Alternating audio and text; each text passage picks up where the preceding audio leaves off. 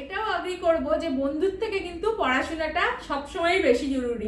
শেষ পর্যন্ত বন্ধু থাকবে কিনা সিওরিটি নেই, কিন্তু পড়াশোনাটা কিন্তু 100% থাকবে সাথে। আগের দিন আমরা যে বিষয়টা নিয়ে কথা বলেছি, আজকে সেই বিষয়টা নিয়েই কথা বলবো, কিন্তু অন্য দিক ধরে, দিকটা অন্য থাকবে। সেটা আবার কি হবে, যে আমরা কথা বলেছিলাম যে মার ছোটবেলা থেকে যখন মা অ্যাডাল্টহুডের দিকে যাচ্ছে, তখন মার লাইফে অ্যাজ আ গার্ল কি প্রবলেম এসেছিল, এবং সেই প্রবলেমগুলো বাবা মা সাথে না থাকার জন্য হয়েছিল, বাবা মা না বোঝার জন্য হয়েছিল। এবার মারও যেহেতু আমি মেয়ে হয়েছি, আমি একটাই সন্তান, আমার মনে হয় মাও কিছু ভেবেছিল যে আমার মেয়েও তো বড় হবে, তখন মেয়েকে কিন্তু এই ব্যাপারগুলোর মধ্যে দিয়ে তাহলে আমার মেয়েও যাবে, তাহলে তখন কিন্তু আমার মেয়েকে এই জায়গায় আমার সাথ দিতে হবে, বা আমাকে বুঝতে হবে, বা আদার্স যা মা নিশ্চয়ই কিছু তো ভেবেছি। হ্যাঁ, নিশ্চয়ই। তো এবার আমরা সেই দিকটা নিয়ে কথা বলবো, যে মা যে পায়নি, সেখান থেকে মা কি শিক্ষা নিয়ে আমার বেলায় সেগুলোকে মানে ওই যে মার প্রবলেমগুলো থেকে যে কি শিক্ষা নিয়ে মা আমার বেলায় সেগুলোকে ঠিক করার চেষ্টা করেছে, এইটা নিয়ে আজকে আমরা কথা বলবো। মা পয়েন্টগুলো বলবে যে কি পয়েন্ট মা ভেবেছিল, বা মা আমাকে বড় করার সময় বুঝেছিল। দেখুন, আগের থেকেই না সব কিছু লাইফে ভেবে রাখা যায় না, যে এটাই আমি আমার মেয়ের জন্য করবো, ওটাই আমার মেয়ের জন্য। অনেক সময় মানুষ সিচুয়েশনে অনেক সময় অনেক কিছু শিখিয়ে দেয়, তখন মানে মাথা খুলে যায় যে ও মা এটা হচ্ছে না, তাহলে তো আমার মেয়ের সাথে এইভাবে এটা করা উচিত, এরকম তো নিশ্চয়ই তোমারও হয়েছে। আগের থেকে সবকিছু প্ল্যানিং করে রাখা যায় না, যে আমার মেয়ের 1 বছর বয়স, আমি মেয়ের সাথে 14 বছর বয়সে এরকম বিহেভিয়ার করবো, এসব হয় না। কারণ আমার লাইফে কি হবে কেউ জানে না, তখন যেটা হবে আমার মাকে সেই সময়ের ওই সিচুয়েশন উপর বেসড করে ডিসিশনটা নিতে হবে, যে আমি কিন্তু তখন ভাববে আমার মেয়ের সাথে এটা হয়েছে, আমাকে এবার এটা করা উচিত। সবকিছু এরকম আগের থেকে ভেবে রাখা যায় না। তো এরকমও কিছু সিচুয়েশন আছে যেগুলো মা ডিসকাস করবে, সবকিছু ডিসকাস করবে। তো আমাদের আজকে ডিসকাশনের টপিক এটাই, যে মা নিজের মেয়ের ক্ষেত্রে কি ভেবেছিল, যেটা মা পায়নি, সেটা আমার ক্ষেত্রে ভেবেছিল। মা পরপর সেই পয়েন্টগুলো বলবে, ঠিক আছে? চলো শুরু করি। প্রথমে আমি বলছি, আমি প্রথমেই ভেবেছিলাম যে আমার মেয়েকে অনেক পড়াশোনা শেখাবো, যাতে সে যে কোনো সময় যে কোনো কাজ করে অর্থ উপার্জন করতে পারে, অন্যের উপরে নির্ভরশীল না থাকে। দ্বিতীয়ত, পড়াশোনা বেশি করলে কনফিডেন্স লেভেল অনেক বেড়ে যায়, তার জন্য আমার কাছে পড়াশোনাটা খুবই গুরুত্বপূর্ণ সাবজেক্ট ছিল, গুরুত্বপূর্ণ পয়েন্ট ছিল। আর ব্যাপারটা হচ্ছে যে পড়াশোনা করলে কিন্তু নিজে অনেক কিছু জানা যায়, নিজের সম্বন্ধে আমার কি রাইটস আছে, আমার সঙ্গে একটা মানুষ কি করতে পারে আর পারে না, এটাও কিন্তু একটা জানার ব্যাপার থাকে। সেটা নিজের মানে লাইফে প্রত্যেকটা পদক্ষেপে, ইভেন নিজের জন্য কিন্তু নিজের স্টেপ নেওয়া যায়। নিজে শিক্ষিত হলে, নিজে যদি ইনকাম করা যায়। আমাদের ইন্ডিয়ায় না ওই যে বলে না এই কথাটা বারবার, আমাদের মেয়েরা কিন্তু নিজেদের রাইট সম্বন্ধে অবগতই নেই, ওরা জানেই না যে কি আদৌ ওদের মানে ওরা কি রাইটস আছে, ওরা কি মানে কত দিক দিয়ে ওরা স্বাধীন হতে পারে, এটা জানেই না। যেহেতু চলে আসছে, ওরাও চালিয়ে যাচ্ছে। তো এখান থেকে কিন্তু মানুষ ডার্কনেস থেকে কিন্তু লাইটে আসতে পারে, আর পড়াশোনায় একমাত্র সেটা করতে পারে। পড়াশোনা ছাড়া কিন্তু অন্য কিছু দিয়ে করা খুব মুশকিল। আমি বলছি না যে অশিক্ষিত হলে সে ডিপেন্ডেন্ট হতে পারে না, সেও নিজের পায়ে দাঁড়াতে পারে, কিন্তু আমার মনে হয় পড়াশোনাটা স্টিল খুব জরুরি। সেকেন্ড পয়েন্ট আমি যেটা ভেবেছি সেটা হলো যে একটা মেয়ে ছোট থেকে বড় হয়, তখন না তার লাইফে অনেক রকম প্রবলেম আসে। সেই প্রবলেম যাতে ও আমাকে খোলাখুলিভাবে বলতে পারে, ও যাতে না কিছু লুকায়, না ভয় পায়, সেই দিকে আমি খুব খেয়াল রাখবো, এবং ওর সাথে আমি বন্ধুর মতো মিশবো, যাতে ও নির্ভয় সব কিছু আমার কাছে খুলে বলতে পারে, সব কথা এসে যেন আমাকে বলতে পারে, আর আমি ওর সব কথা শুনবো। এখানে আমি একটা পয়েন্ট অ্যাড করতে চাই, সেটা হলো যখন আমার এই 14-15 এরকম একটা বয়স যেটা হয়, সেটা আমার সাথে হয়েছে। আমার লাইফে একটা ছেলে এসছে, তো তো এবার ওই ব্যাপারটা মানে ওটা আমার ফার্স্ট টাইম লাইফে, মানে একদমই ফার্স্ট টাইম যে সেই হিসেবে কোনো ছেলে মানে আমার লাইফে এন্টার করেছে। ছেলে বন্ধু আগে ছিল না বলবো না, ছোটবেলা ছিল, বাট ওই যে ওই সময়ের যে ফেসটা, ওই ফেসটা তো আলাদা ব্যাপার।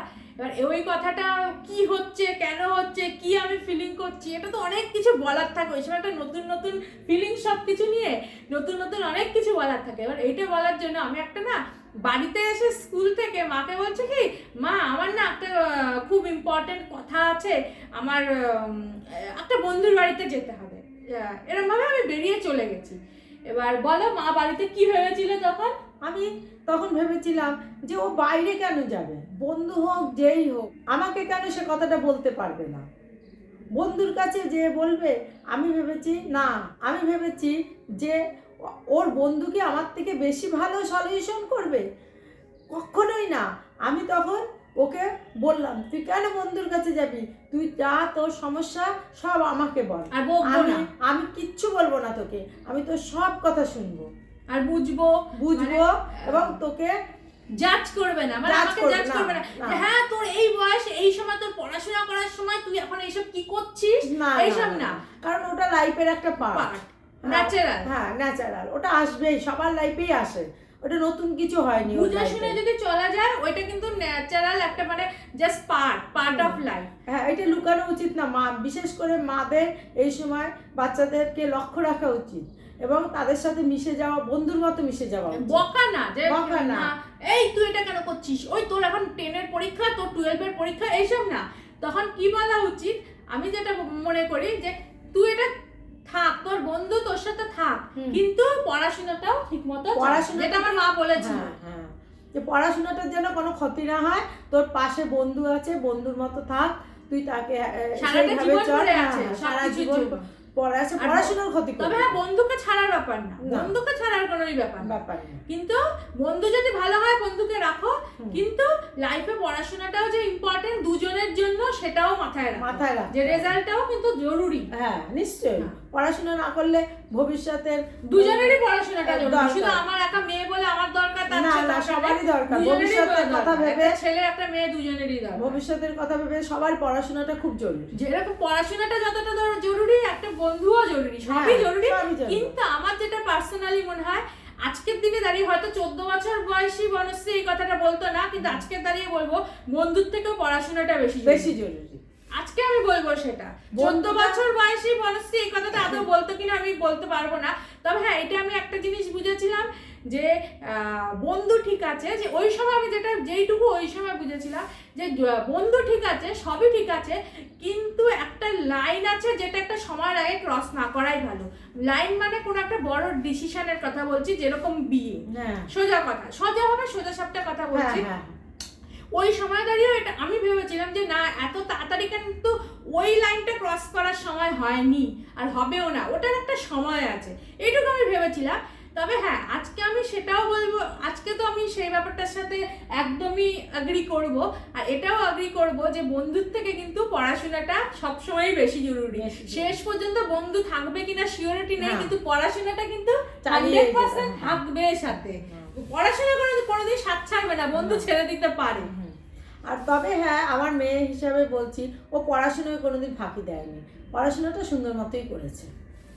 চলো এবার নেক্সট পয়েন্টে যাও। হ্যাঁ, নেক্সট পয়েন্ট হলো, বাইরের লোক এসে যদি আমার মেয়ের সম্বন্ধে কিছু বলে, আমি কিন্তু কখনোই বিশ্বাস করব না। আমি প্রথমে আগে আমার মেয়েকে জিজ্ঞাসা করব যে কি হয়েছে, তারপরে তাকে বুঝাবো। বাইরের লোকের কথা শুনে আমি বাড়িতে চলে আসব, কথাটা আমি আমার মেয়ের সাথেই বলবো। আমি বাইরের লোকের সাথে কোনো কথা বলবো না মেয়ে সম্বন্ধে, সে যাই হোক না কেন। আমি বাইরের লোকের কাছে আমার মেয়ের নিন্দা আমি কোনোদিনই করব না। আমি ঘরে এসে আমার মেয়ের সাথে কথা বলবো এবং তাকে বোঝাবো। সে টিচারও হতে পারে, বাইরের বড় কেউ গুরুজনও হতে পারে, সে যেই হোক না কেন, সবার আগে আমার মেয়ে, তার কথা শুনবো, তারপরে আমি বিচার বিবেচনা করব। আমি কারোর কথা শুনে আমার মেয়েকে কিচ্ছু বলবো না। আমার কাছে আমার মেয়েই আগে, আর আমি মেয়েকেই বিশ্বাস করি। যাই হোক না কেন, মেয়েকে আমি কোনো সময় অবিশ্বাস করব না, কারণ মেয়েই আমার আগে, মেয়েকে আমার কাছের, মেয়েই আমার সব থেকে বেশি কাছের। আমি যদি মেয়েকে সাথ না দিই, তাহলে আর কী করে ও বাঁচবে, ওকে কে সাথ দেবে? আমি তো মা, আমাকেই ওকে সাথ দেওয়া সবার আগে দরকার। ওকে বোঝা, সাথ দেওয়া, এটা তো আমারই দরকার। আমি যদি ওকে না বুঝি তাহলে তো পৃথিবীতে আর কেউ কাউকে মানে ওকে কে বুঝবে? পৃথিবীতে কেউ বুঝবে না। এই সময় এরকম অনেকই হয় যে নানান জায়গায় নানান রকম মানে কথা হয় বা কিছু হয়, মার কাছে এসে অনেকেই অনেক রকম বাইরের লোকের যা কাজ, এসে খালি মাকে বলা, বাবাকে বলা, এই করেছে, ওই করেছে, হ্যাঁ এই করেছে, ওই করছে। তখন বাবা মা বাচ্চাকে বলে না যে তুই কেন করেছিস, মানে তুই এটা যে উনি এসে বললো, ওনার ওই যে এসে বললো, ওনার সামনেও কিন্তু বাচ্চাদের কিছু বলা উচিত না। নিশ্চয়ই বকলেও তখন কি বলা উচিত, ঠিক আছে এটা করেছে, ঠিক আছে আমি আমার মেয়ের সাথে বুঝে নেবো, আপনার সাথে আমি কোনো কথায় যাব না, আপনার সাথে আমি কোনো মানে আপনাকে নিয়ে আমার মেয়েকে আমি শাসনও করতে যাব না, আপনার সাথে আমি এই নিয়ে কোনো ডিসকাসেও যাব না। আমি ডিসকাস আমার মেয়ের সাথে করবো যে আদৌ কি হয়েছে, যদি হয় সেটাও আমি মেয়ের সাথে বুঝে নেবো, যদি না হয় সেটাও আমি মেয়ের সাথে বুঝে নেবো।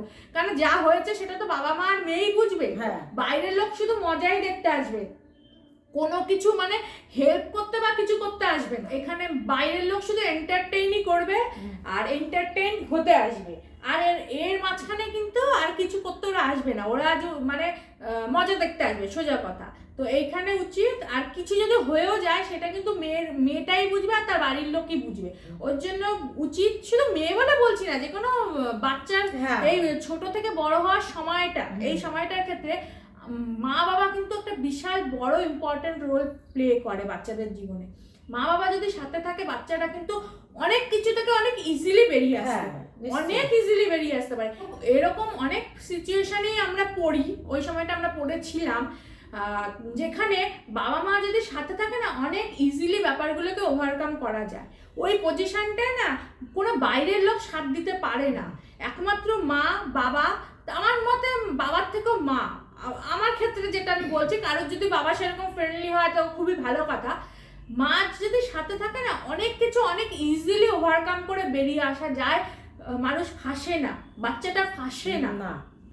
ওই সিচুয়েশনগুলো না মানে মানে আমার মনে হয় আমি কি বলতে চাইছি সেটা সবাই বুঝতে পারবে, কারণ ওই সময়টার উপর দিয়ে সবাই ওই সময়টা পার করে এসছে।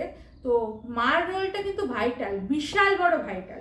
ওই সময় একটা মা কিন্তু একটা বাচ্চাকে বাঁচিয়েও দিতে পারে, তার লাইফটা কিন্তু বাজেও করে দিতে পারে, সারা জীবনের জন্য একটা ট্রমার মধ্যেও পাঠিয়ে দিতে পারে, আবার সেই ট্রমাটা থেকে কিন্তু বারো করে নিয়ে আসতে পারে। পুরো মাই কিন্তু ব্যাপারটার জন্য দায়ী থাকে, সোজা ভাষায়।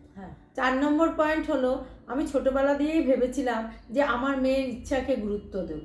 আমি কোনোদিন আমার মতামত বা আমার ইচ্ছা ওর উপরে চাপিয়ে দেব না, ওকে ওর মতো করে বাঁচতে বলবো এবং ওর মতামতকে আমি সবসময় গুরুত্ব দেব। একটা বাচ্চাকে যদি তার মতামতকে গুরুত্ব দিই, তাহলে কিন্তু তাকে সম্মান করা হয় এবং সে খুশিই হয় এবং লাইফটা সে অনেকটাই মানে ভরসা করতে পারে, এবং সে নিজেও কিন্তু লাইফে ফিউচারের জন্য চুজ করতে শেখে, কোনটা ভুল কোনটা ঠিক এটা বোঝে, এবং ইন ফিউচার সে কিন্তু চুজিংটা বোঝে যে আমার এটা চুজ করা উচিত, এটা চুজ করা উচিত না। ও তো একটা আলাদা মানুষ, ওরও পছন্দ অপছন্দের অধিকার আছে। এবার ওর উপরে আমি কেন আমার মতামত চাপিয়ে দিয়ে ওকে নাজেহাল করে দেবো? বাবা মা বলেই কিন্তু সবকিছু চাপিয়ে দেওয়া যায় না, ও একটা আলাদা মানুষ, ওর মতামতেরও তো গুরুত্ব আছে। আমরা বাবা মা বলেই আমাদের মতামতটা ওর উপরে চাপিয়ে দেবো, এটা কখনোই হবে না। আমার লাস্ট পয়েন্ট হলো, বাচ্চারা না এই সময় অনেক ভুল ডিসিশন নেয়, যেমন রিলেশনশিপ, পড়াশুনো, বন্ধুত্ব চুজ করা, এইগুলির ক্ষেত্রে লাইফে বাজে মানে ভুল ডিসিশন অনেক সময় নিয়ে নেয়। তখন বাবা মা হিসাবে না তাদের দোষারোপ না করে তাদের পাশে থাকাই উচিত। বাবা মাকে না বন্ধুর মতো বোঝানো উচিত যে ভুল যা হয়েছে, নতুনভাবে আবার জীবন শুরু করাও যায়। জীবনটা ওখানেই শেষ না, জীবনের ওই ভুল যে জিনিসটা হয়েছে, ভুলটা ওখান থেকে এক্সপেরিয়েন্স নিয়ে এগিয়ে যাও। ওখানে কোনো কিছুতেই কিন্তু লাইফ শেষ হয় না, লাইফ আরো আগে অনেক পড়ে রয়েছে। তো যা হয়ে গেছে জাস্ট স্টপ ইট, সময় নাও।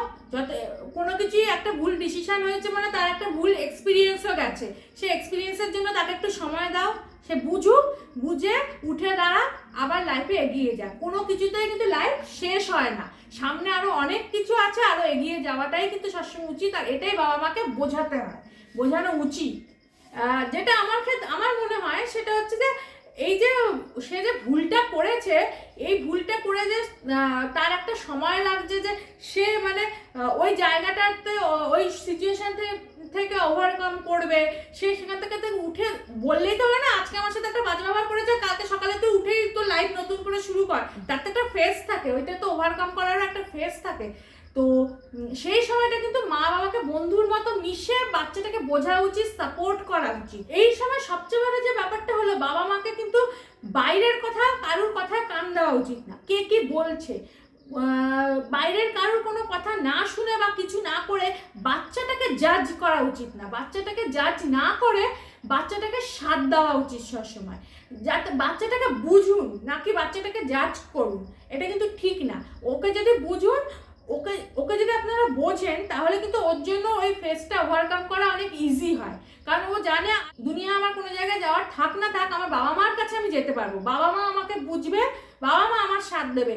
আর এর জন্য কি হয় বাচ্চারা কিন্তু ওই ফেসটা থেকে খুব তাড়াতাড়ি ওভারকাম করে বেরিয়ে আসতে পারে, হয়তো সম্পূর্ণ সে ব্যাপারটা ভুলে যায় না কিন্তু ওভারকামটা কিন্তু খুব ইজি হয়ে যায়। এটা আমি মানে আমার নিজের এক্সপিরিয়েন্স থেকে বলছি। একটা বাচ্চাকে তার বাবা মার বলা উচিত তোর চরম থেকে চরম বিপদের সময়ও তুই আমাদের কাছে আসবি এবং আমরা কিন্তু তোকে সবসময়ই সাথ দেব, যা কিছুই হয়ে যাক না কেন তুই জানবি যে তোর সাথে আমরা আছি।